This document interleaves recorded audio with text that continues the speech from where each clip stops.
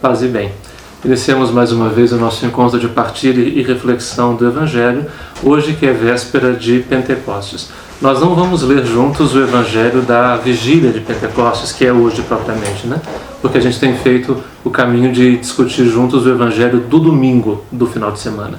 Então nós vamos ler o Evangelho de amanhã, embora essa missa tenha as duas liturgias. E acontece mais ou menos como na semana passada, porque a gente continua seguindo o calendário de Lucas.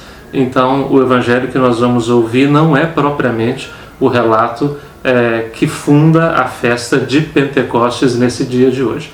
Lembra, como dizia semana passada, que a festa de Pentecostes, como o nome diz, Pentecostes é a festa do 50º dia, ou seja, são 50 dias depois da festa da Páscoa. De fato, foram 7 semanas da Páscoa, 7 vezes 7, 49, hoje é o 50º dia. É uma festa já antiga. Se nós olharmos lá no livro dos Atos Apóstolos, que é a primeira leitura da missa de amanhã, no capítulo 2, lá situa a festa de Pentecostes para ali situar a descida do Espírito Santo sobre os discípulos. Pentecostes é uma festa já antiga, ela remonta, nos tempos primitivos de Israel, remonta a uma festa agrícola, uma festa da partilha dos primeiros frutos.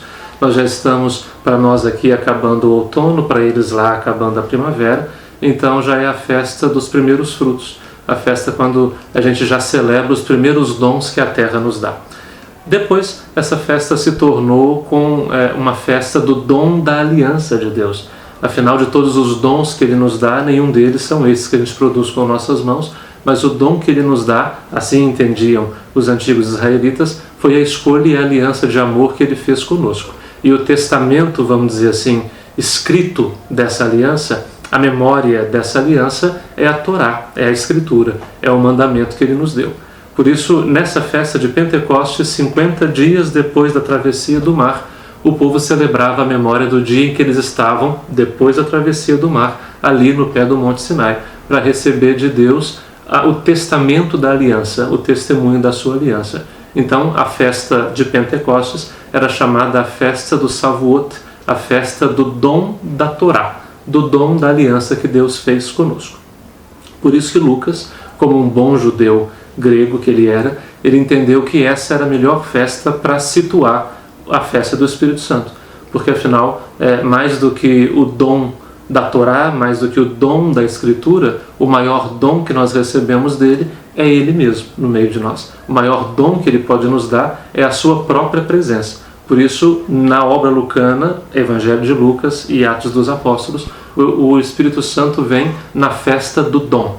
É por isso que até hoje, na Crisma, por exemplo, quando a gente vai receber o sacramento, a gente escuta o ministro dizer: recebe por esse sinal o Espírito Santo, que é dom de Deus. Porque o maior dom que Deus pode dar não é uma coisa, não é uma graça, como se a graça fosse um favor que Ele nos faz. O maior dom, o maior presente que Ele pode nos dar é Ele mesmo. Por isso, na festa do dom, é a festa do dom do Espírito Santo. E aí nós conhecemos a narrativa da primeira leitura, é aquela em que os discípulos estão reunidos, trancados, com medo, e aí eles escutam um barulho, e do barulho uma grande ventania. Vejam que são elementos próprios da teofania, como aqueles lá do Monte Sinai, quando Deus ofereceu a Torá. Agora Ele oferece um novo dom, que é Ele mesmo. E aí aparecem as línguas como que de fogo. Aí a gente vê que lá na frente eles são todos galileus, mas todos aqueles estrangeiros escutam a boa nova de Deus na sua própria língua. Ou seja, é uma festa da comunhão, que desfaz de alguma maneira aquilo que nós ouvimos na primeira leitura de hoje na vigília, que é a Torre de Babel. Então aquele desencontro que a nossa soberba tinha gerado é agora sanado pelo encontro que o Espírito Santo de Deus faz em nós. E aí os discípulos compreendem que esse era o sinal, aquele sinal de que falava Jesus na sua ascensão, que eles receberiam, que os encheria de força e os tornariam agora testemunhas do ressuscitado. E eles partem, como na primeira leitura de semana passada, para pregar o nome de Jesus em Jerusalém, na Judéia, na Samaria, na Galiléia e até os confins do mundo. Esse é um pouco o calendário da festa de Pentecostes. Veja que é um calendário lucano, é a maneira como Lucas escolheu para contar a história. E isso não é nada arbitrário, porque algumas coisas sobretudo essas realidades profundas de nós, elas não podem ser marcadas no calendário. Não seria possível situar historicamente um dia a partir do qual a gente se deu conta que o Espírito de Deus habita em nós. Por isso Lucas faz uma escolha para dizer muito mais de que dia foi esse, é que sentido tem esse dia. Mais do que fazer a memória histórica de um acontecimento, Lucas nos mostra qual é que é o sentido que esse acontecimento gera em nós cada vez que nós rezamos essa liturgia. Então, essa é a escolha de Lucas.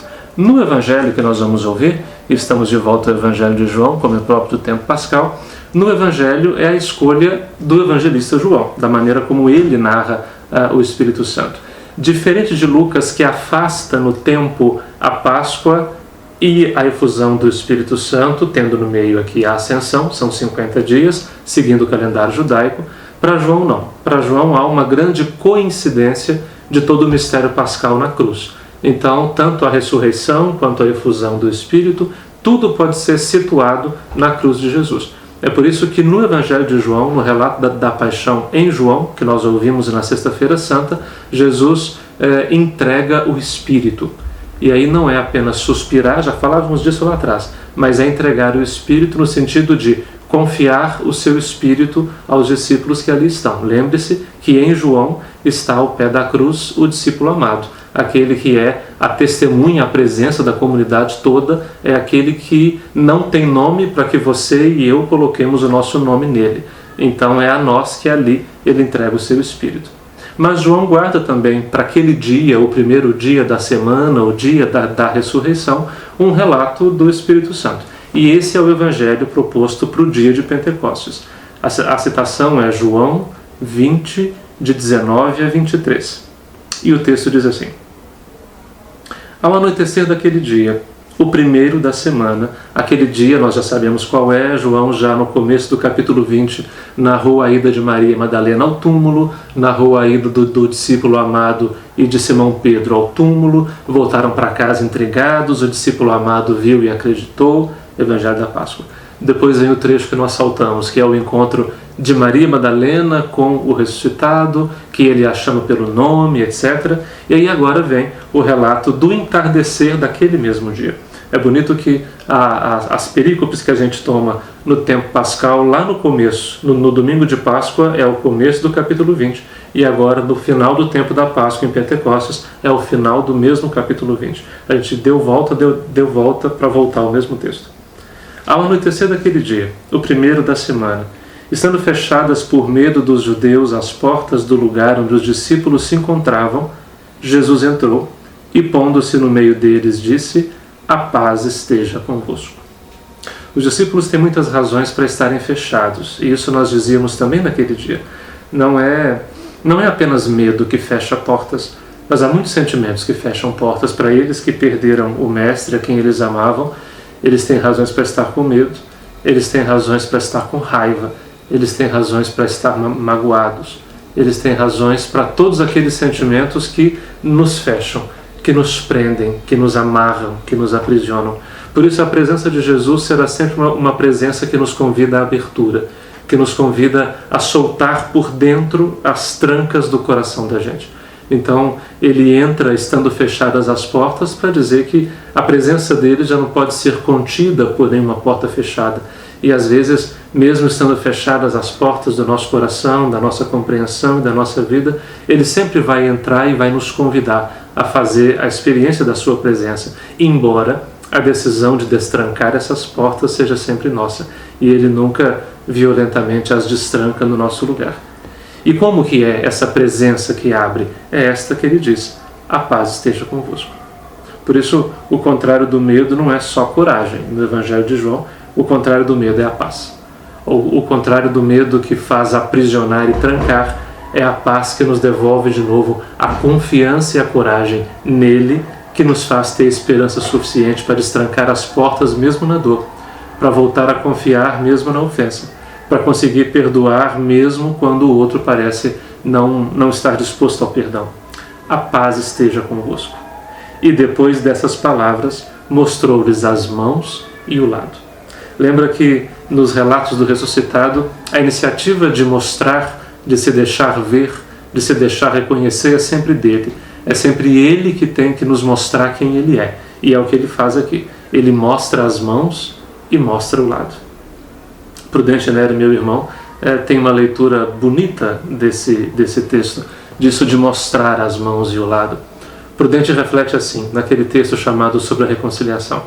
Ele diz que quais são as feridas que a gente mostra? Quais são as feridas que a gente exibe? Certamente não são aquelas que doem, não são aquelas que estão ainda sangrentas, ainda inflamadas. Essas feridas a gente esconde debaixo de ataduras e curativos. As feridas que a gente mostra são aquelas que já não são mais feridas. São aquelas que são apenas cicatrizes que um dia abrigaram as feridas. São as feridas já curadas e fechadas, que são uma lembrança de que ali havia uma ferida, mas é só uma lembrança, porque já não dói mais. Para Prudente, esse texto talvez seja um convite a essa experiência de deixar se fecharem as feridas. As feridas que a gente, às vezes por causa delas, por causa da dor delas, por causa do medo de ser de novo ferido, faz trancar as portas. Prudente diz, a experiência de encontrar-se com o ressuscitado, de contemplar as suas feridas fechadas, é também um convite a que nós também façamos a mesma experiência pascal, de deixar que se fechem as nossas feridas, de deixar que a vida siga o seu caminho e que a gente possa, a partir da palavra dele que nos convida, a paz esteja convosco, deixar também nossas feridas em paz, para que elas possam ser cicatrizadas e que a gente possa seguir sem medo e sem dor o caminho da vida. E já ele vai dizer algo mais sobre isso e nós voltamos.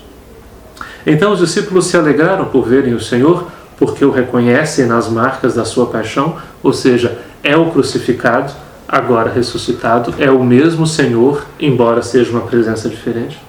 E novamente Jesus disse, a paz esteja convosco. Como o Pai me enviou, também eu vos envio. E é sempre assim em João, porque o Pai me amou, diz Jesus, por isso eu vos amo. Porque o Pai me escolheu, por isso eu também vos escolhi. Porque eu estou no Pai, permaneçam vocês em mim. Então, como o Pai me enviou ao mundo, assim eu também vos envio ao mundo. Por isso é hora de destrancar as portas. Mas antes disso, depois de ter dito isso, antes de sair e destrancar as portas, Jesus soprou sobre eles e disse, o sopro é desses sinais mais antigos na liturgia da Igreja do Espírito, até hoje, na bênção dos olhos, na quinta-feira de manhã, aquele que abençoa, o bispo geralmente, sopra sobre o óleo do crisma para dizer que esse óleo vai ser sinal do Espírito.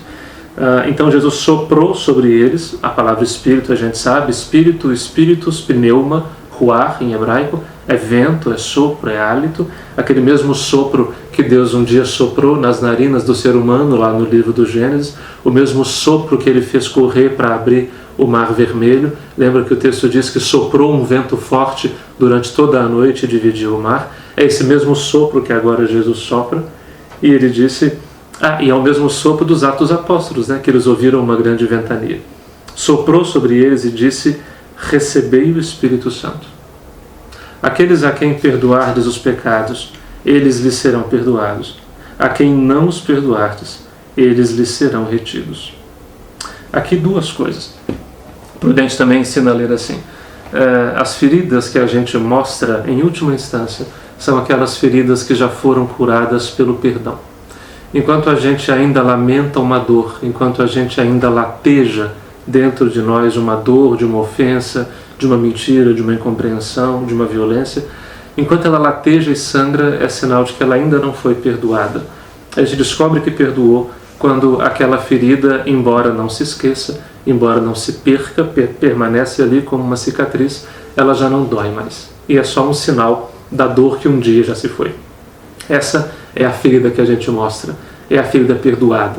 É de alguma maneira uma ferida, uma marca de uma vitória, não a marca de uma derrota, porque é a marca da vida que já superou a dor e a ferida e agora já tem firmeza suficiente para seguir o seu caminho. E aí Prudente diz, a Páscoa é também uma experiência de perdão. E a gente descobre, como sinal permanente de que o Espírito está em nós, essa capacidade de deixar para trás a mágoa, de deixar para trás a dor, de deixar para trás a tragédia da cruz, para ter vida e ânimo e força e coragem e alegria suficientes para continuar vivendo.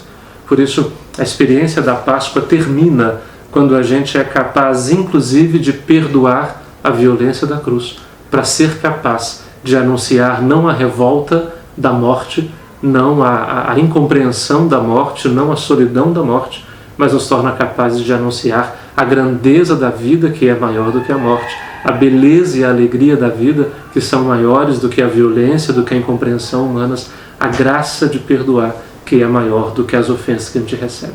Por isso, é sinal do Espírito e será sempre sinal do ressuscitado essa capacidade de, sendo acolhidos por Ele, que a gente também se torne ministros da mesma acolhida e do mesmo perdão. Que nessa festa de Pentecostes a gente possa se alegrar porque Deus se ofereceu a nós como um dom. A gente fala que o Espírito Santo nos dá os seus dons, os seus 7 dons. Bom, os dons são 7 exatamente para dizer que são muitos, para dizer que são plenos, que são infinitos, para dizer que a vida é plena desses dons. Mas o dom mais pleno que Deus nos dá é Ele mesmo. É a presença de Jesus em nós, é a graça de termos a força e o Espírito dele em nós para vivermos a nossa vida assim como Ele viveu a sua e nos oferecermos como alimento ao mundo, assim como Ele se ofereceu também como alimento. Que esse Espírito de Jesus, fechando esse tempo pascal, possa habitar em nós, que nós possamos acolhê-lo em nós com generosidade e que possamos, sendo assim acolhidos e perdoados por Ele, também nos tornarmos ministros da mesma acolhida e do mesmo perdão. Paz e bem.